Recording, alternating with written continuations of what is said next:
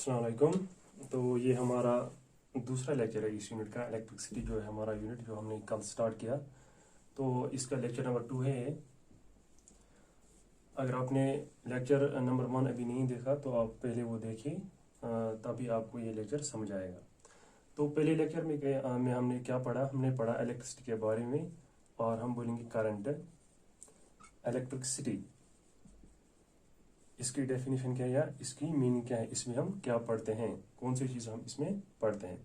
और दूसरा हमने पढ़ा चार्ज के बारे में कि चार्ज किससे कहते हैं, डेफिनेशन ऑफ चार्ज क्या है और उसकी प्रॉपर्टीज। उसकी प्रॉपर्टीज में से हमने कल जो लास्ट वाली प्रॉपर्टी देखी वो है quantization of charge. Quantization of charge.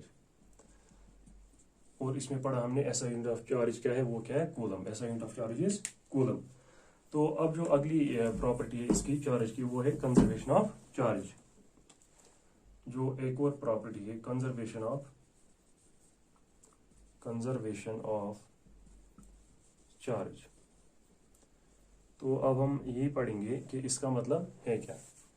Conservation of charge का मतलब यह है कि जो चार्ज है ना हम इसको क्रिएट कर सकते हैं और ना ही हम इसको डिस्ट्रॉय कर सकते हैं।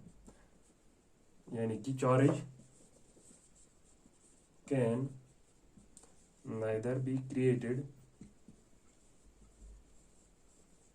Nor destroyed. तो ये कौन सी प्रॉपर्टी, कंजर्वेशन ऑफ चार्ज। इसका मतलब क्या है कि जो चार्ज है ना हम इसको क्रिएट कर सकते हैं ना हम इसको डिस्ट्रॉय कर सकते हैं। और या हम ऐसे भी कह सकते हैं charge can neither be created nor destroyed. जैसे कि आपने पढ़ा होगा 11th क्लास में law of conservation of energy. Law of conservation of energy, उसमें हम क्या पढ़ते हैं कि एनर्जी जो है ये ना हम क्रिएट कर सकते हैं और ना डिस्ट्रॉय कर सकते हैं। वो क्या है, law of conservation of energy. उसी तरह law of conservation of charge है। इसका मतलब ये है कि ना हम चार्ज क्रिएट कर सकते हैं ना हम डिस्ट्रॉय कर सकते हैं। अब अगर हम एक आइसोलेटेड सिस्टम लेंगे, फॉर एग्जांपल एक आइसोलेटेड सिस्टम है और इसमें 3 बॉडीज हैं, बॉडी ए, बॉडी बी और बॉडी सी। पहले हम समझते हैं कि आइसोलेटेड सिस्टम हम किससे कहते हैं। आइसोलेटेड सिस्टम मतलब फॉर एग्जांपल जो यहाँ से सराउंडिंग्स हैं ये इनसे अलग होगा, कट होगा। फॉर एग्जांपल ना सराउंडिंग से अंदर कोई चीज आएगी और ना ही बाहर कोई चीज जाएगी, यानी कि आइसोलेटेड है। ठीक है, जो भी क्वांटिटी अंदर होगी ना वो बाहर जाएगी, और जो भी सराउंडिंग में कोई और कुछ चीज होगा तो और वो भी अंदर नहीं आ सकता, यानी कि ये सिस्टम आइसोलेटेड है, अलग है। फॉर एग्जांपल अगर इसमें हमें 3 बॉडी से, बॉडी ए, बॉडी बी और बॉडी सी, और बॉडी ए के पास अगर चार्ज है फॉर एग्जांपल +2 कूलम, इसका चार्ज है +2 कूलम। ठीक है, सी मतलब कूलम। कूलम क्या है, एसआई यूनिट ऑफ चार्ज। और बॉडी बी के पास अगर है +3 कूलम चार्ज, और बॉडी सी के पास अगर है कितना चार्ज, -1 कूलम चार्ज। अगर हम इस पूरी सिस्टम का चार्ज देखेंगे तो हम क्या करेंगे, हम इन चार्जेस का क्या करेंगे, अलजेब्रिक सम करेंगे। फॉर एग्जांपल अगर इस बॉडी ए का चार्ज है +2 कूलम और बॉडी बी का चार्ज है +3 कूलम और बॉडी सी का चार्ज है -1 कूलम। अगर हम इस पूरी सिस्टम का क्या देखेंगे, चार्ज क्या है, तो वो किसके बराबर होगा, एक तो +2 कूलम और +3 कूलम और क्या है -1 कूलम। तो टोटल चार्ज किससे बराबर होगा, 3 + 2 5, 5 - 1 4 कूलम। तो पूरी सिस्टम का चार्ज क्या है, 4 कूलम।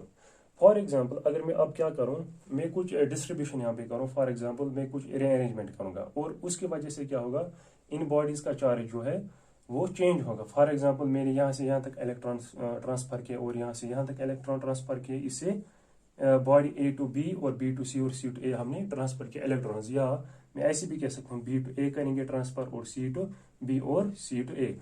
मतलब कोई भी ट्रांसफर अगर हम करेंगे इलेक्ट्रॉन्स का, चार्जेस का, तो होगा क्या, जो ये चार्जेस था, फॉर एग्जाम्पल ए बॉडी पे था चार्ज कितना 2 कूलम और बॉडी बी पे था चार्ज 3 कूलम और बॉडी सी पे कितना था चार्ज -1 कूलम। तो ये क्या होगा, जब हम ट्रांसफर ऑफ इलेक्ट्रॉन्स करेंगे यहाँ पे, तो इनका जो चार्ज है ये चेंज होगा, ये अब ये चार्ज नहीं रहेगा। फॉर एग्जांपल अगर मैं लिखूँ यहाँ पे, इसका चार्ज अब रहेगा कितना, फॉर एग्जांपल +3 कूलम, कितना रह गया, +3 कूलम, और इसका नया चार्ज आया अब +1 कूलम।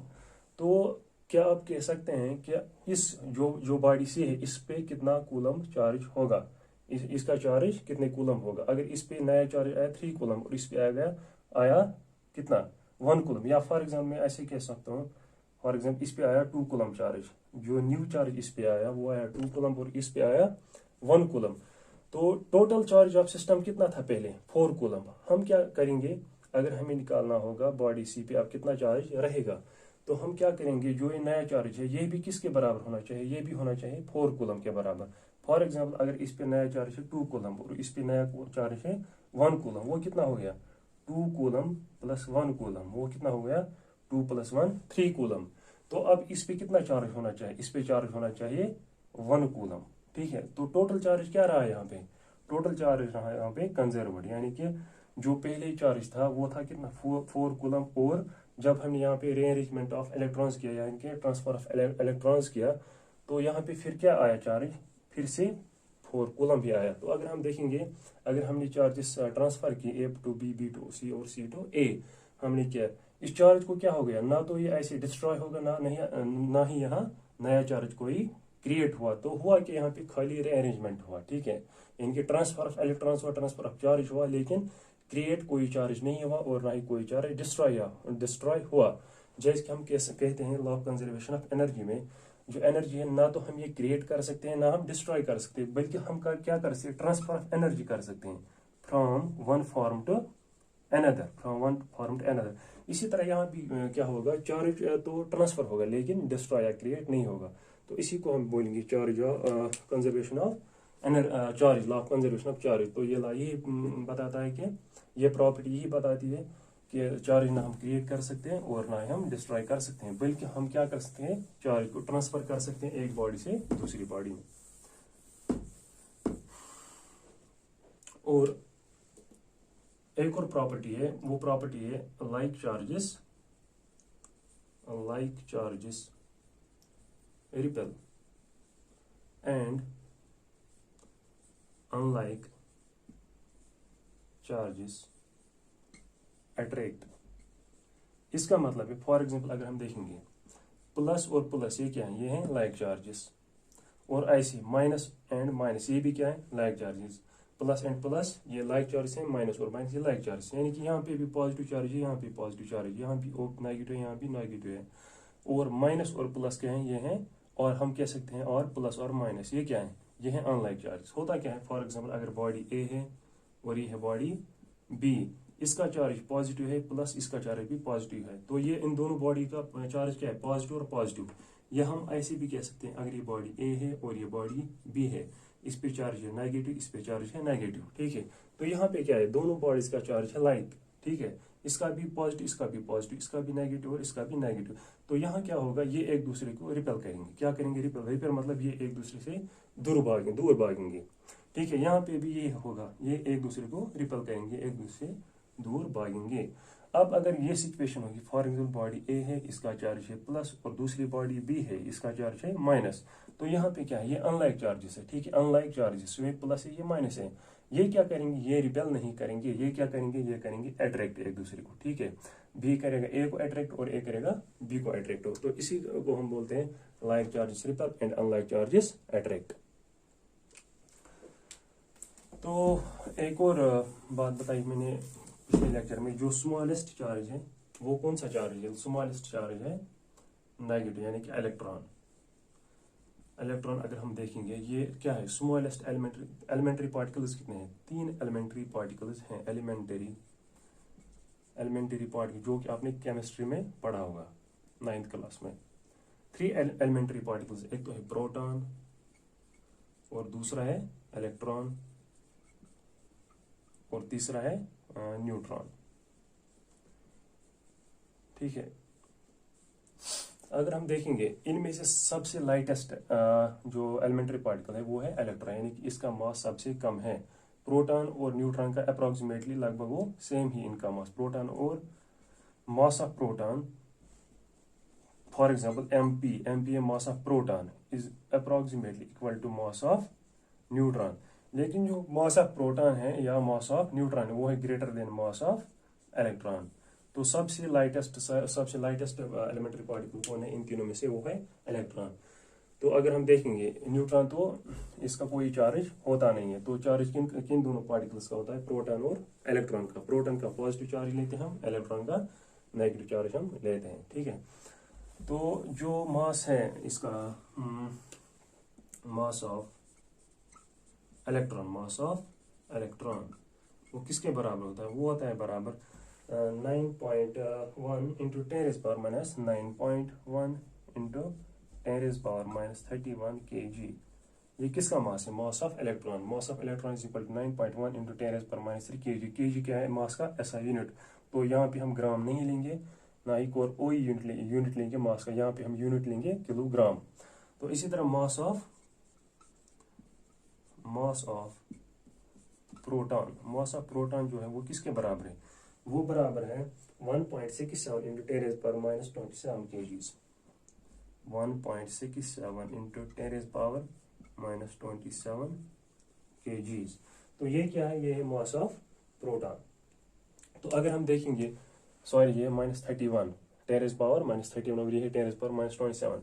अगर हम इन दोनों में से देखेंगे 10 यहाँ पे नेगेटिव चार्ज किसका, सॉरी ये रेज़ टू पावर -31 है, यहाँ पे रेज़ टू पावर -27। तो इसका मतलब क्या है, इसका मास, प्रोटॉन का मास ज़्यादा है और इलेक्ट्रॉन का मास इससे कम है। तो जो स्मॉलेस्ट या lightest smallest unit of charge है वो है इलेक्ट्रॉन, क्योंकि इसका मास प्रोटॉन से कम है। तो इसके बाद हम देखेंगे इलेक्ट्रॉन का चार्ज क्या होता है। इलेक्ट्रॉन का चार्ज किसके बराबर है, इलेक्ट्रॉन का चार्ज जो है, चार्ज ऑफ इलेक्ट्रॉन, ये आपको याद रखना है, charge of electron is equal to 1.6 into 10⁻⁻19 coulomb. Coulomb क्या है, यूनिट ऑफ चार्ज। मगर यह क्या हम लेंगे, ये लेंगे हम माइनस।